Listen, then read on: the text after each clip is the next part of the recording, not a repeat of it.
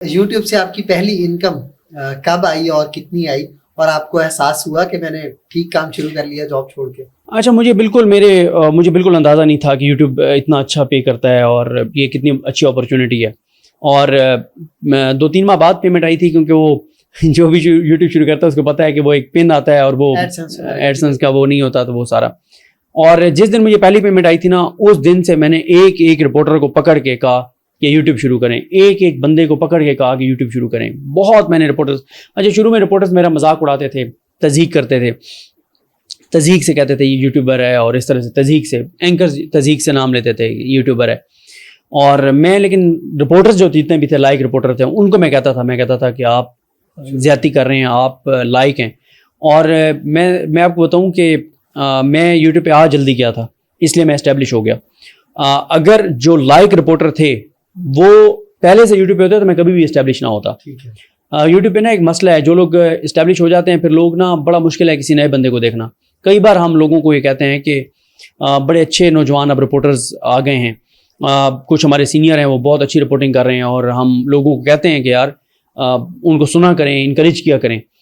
تو بس وہ کیونکہ یوٹیوب پہ نہیں تھے رپورٹرز، میں جلدی آ گیا تو پھر اس لیے اسٹیبلش ہو گیا.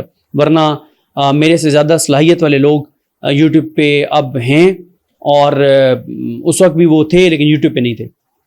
نارملی جو صحافی ہیں وہ کہتے ہیں کہ ہم لوگ نیوٹرل ہیں، اور جو بھی ہماری رائے ہوتی ہے بالکل نیوٹرل ہوتی ہے کسی بھی پارٹی کے حوالے سے، لیکن آپ اس چیز سے ڈس ایگری کرتے ہیں اور آپ مانتے ہیں کہ آپ عمران خان کے حامی ہیں اور ان کے حق میں آپ پی ٹی آئی کی بیٹ کرتے ہیں. تو اس کے پیچھے کیا راز ہے، کیا وجہ ہے؟ دیکھیں، میں یہ کہتا ہوں کہ جو رپورٹنگ ہے نا وہ آپ فیکٹس پہ کرتے ہیں. رپورٹنگ میں آپ سائڈ نہیں لے سکتے نا، وہ تو فیکٹس آپ نے بتانے ہیں. جج نے یہ کہا، وکیل نے یہ کہا، پیٹیشن میں یہ ہے، فیصلے میں یہ ہے، وہ تو میرٹ پہ آپ نے وہ بتانا ہے. اس میں آپ کوئی جمع تفریق نہیں کر سکتے. اوپینین آپ کا اپنا ہے، وہ بائزڈ ہوتا ہے، کسی ایک کے حق میں ہوگا، کسی ایک کے خلاف ہوگا. دوسری بات یہ ہے کہ دیکھیں، میں یہ کہتا ہوں کہ میں آج آپ کے سامنے بیٹھ گیا ہوں کہ میں بڑا نیوٹرل ہوں، اوپینین میں بھی نیوٹرل ہوں. اوپینین میں نیوٹرل ہو ہی نہیں سکتا میں. اور میں اگر نہ بھی مانوں کہ میں عمران خان جو بات کر رہے ہیں اس کو سپورٹ کرتا ہوں، میں اس کو ٹھیک سمجھتا ہوں، تو کیا میرے یہ کہنے سے کہ میں بڑا نیوٹرل ہوں اور میں عمران خان کو سپورٹ نہیں کرتا کیا لوگ مان لیں گے؟ یہ ہمارے بڑے بڑے صحافی، تجزیہ کار، یہ پورے پاکستان کو پتا ہوتا ہے کہ یہ ایک ایجنڈے پہ کام کر رہے ہیں. ہم ایجنڈے پہ تو ہمارے پاس تو لاجک ہے، ہم جس بات کو سپورٹ کر رہے ہوتے ہیں لاجک کے ساتھ بات کر رہے ہوتے ہیں. ٹھیک ہے، ہم نے کوئی سرکاری نوکریاں نہیں لی ہوئی، نہ رشتہ داروں کو بھرتی کروائے ہوئے. ذرا دیکھیں نا، جو پی ایم ایل این کو بڑے بڑے، جو بہت بڑے بڑے نام، سینئر ترین صحافی ہیں، ذرا کبھی ان پہ کریں تو صحیح نا کہ انہوں نے کیا کیا فائدے اٹھائے ہیں شریف خاندان سے، کتنے رشتہ داروں نے بھرتی کروائے ہیں، کس کس طرح سے انہوں نے آؤٹ سورس چیزیں لی ہوئی ہیں، ٹھیکے لیے ہوئے ہیں، چیزیں لی ہوئی ہیں. کیسے وہ بیرون ملک دورے پہ جاتے تھے شباز شریف اور نواز شریف کے ساتھ، کیسے وہاں پہ ان کو اوورسیز پاکستانی جو نولی کے حامی تھے وہ ان کو وہ کراتے تھے، کیا کہتے ہیں، شاپنگ کراتے تھے. ہم تو پی ٹی آئی سے direct indirect, P T I کبھی بتاتے کہ ہم نے ان سے جب وہ حکومت میں تھے.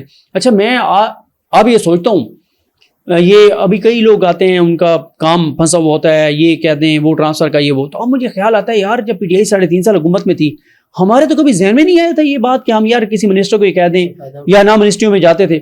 زیادہ سے زیادہ جاتے تھے تو ایک فواد چودھری صاحب تھے جن کی منسٹری میں جاتے تھے، کیونکہ انفارمیشن منسٹری تھی، اور ادھر کوئی صحافیوں کے ساتھ میٹنگ ہوتی تھی یا کوئی پریس کانفرنس ہوتی تھی تو اس کے بعد ان کے پاس بس اس سے زیادہ مطلب مجھے نہیں یاد کوئی پی ٹی آئی کا ایک بھی منسٹر. اب تو ان میں سے 15-20 تو پی ٹی آئی چھوڑ چکے ہیں نا. کوئی ایک منسٹر بتا دے کہ جب وہ منسٹر تھے اور ہم نے جا کے ان سے کوئی کام لیا ہو، کوئی ایک بتا دے، کوئی ان سے ٹرانسفر پوسٹنگ کروائی ہو، کوئی ان سے کوئی نوکری کروائی ہو، کوئی اور فائدہ لیا ہو ڈائریکٹ انڈائریکٹ، کوئی نہیں کہہ سکتا. عمران خان نے ایک پریس کانفرنس میں کہا تھا کہ آپ کے بارے میں کہا تھا کہ آپ تو نواز شریف سے بھی زیادہ ذہین ہیں.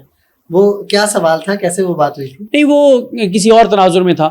وہ یہ تھا کہ کچھ چیزیں تھیں تو میں نے وہ لکھی ہوئی تھی، تو میں نے لائٹر نوٹ پہ کہہ دیا خان صاحب کو. میں نے کہا جی میں تو ایک عام سا رپورٹر ہوں، تو میں اس لیے یہ لکھ کے لایا ہوں کہ یہاں تو وزیر اعظم ایسے رہے ہیں جو پرچیوں پہ چیزیں لکھ کے لاتے تھے اور پڑھتے تھے. تو پھر اس پہ انہوں نے فوراً لائٹر نوٹ میں کہا، انہوں نے کہا کہ آپ نواز شریف زیادہ ذہین ہے، تو وہ لائٹر نوٹ پہ ایک بات. ورنہ نواز شریف صاحب جتنا ذہین کون ہے، بس دیکھیں نا، مطلب بیرون ملک اتنے 5 براعظموں میں احساس جدادیں بنا لیں. پھر دیکھیں اس ٹائم کتنے وہ ذہین ہیں، جب وہ گالیاں دے رہے تھے اسٹیبلشمنٹ کو تو ادھر محمد زبیر صاحب کو بھی بھیج رہے تھے، ادھر شباز شریف اور مریم نواز کو بھی ان کے پاس بھیج رہے تھے، اور پھر جن کو گالیاں دے رہے تھے انہیں سے اقتدار بھی لے لیا، کیسز بھی معاف کروا لیے، اور نہ صرف پچھلی سال کچھ معاف کروا لیا، آئندہ کے لیے بھی ایسے قوانین بنوا لیے کہ اب جتنی مرضی کرپشن اور لوٹ مار کریں کوئی نہیں پکڑ سکتا. تو یہ سب بہت ذہین آدمی ہے.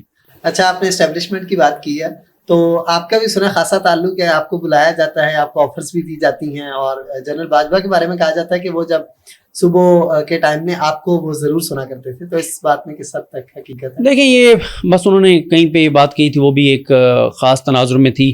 اور دیکھیں میں جب کورٹ رپورٹنگ کر رہا تھا نا, اب کوئی بھی اسٹیبلشمنٹ کا بندہ ہے وہ مجھے اس وقت, اب تو بالکل نہیں سنتے ہوں گے تو اس وقت بھی اگر وہ سنتے ہوں گے تو مجھے پولیٹیکل چیزوں پہ تو نہیں سنتے ہوں گے نا.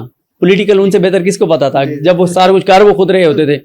تو وہ صرف ہوتا یہ تھا کہ میں نے جب کورٹ رپورٹنگ شروع کی تھی نا, تو میں صرف یہ کرتا تھا کہ میں آ کے بتاتا تھا کہ کتنی دیر سماعت ہوئی, وکیل نے کیا کہا, ججز نے کیا کہا, کیونکہ اس وقت پاکستان کی سیاست کورٹ روم نمبر 1 کے گرد گھوم رہی تھی.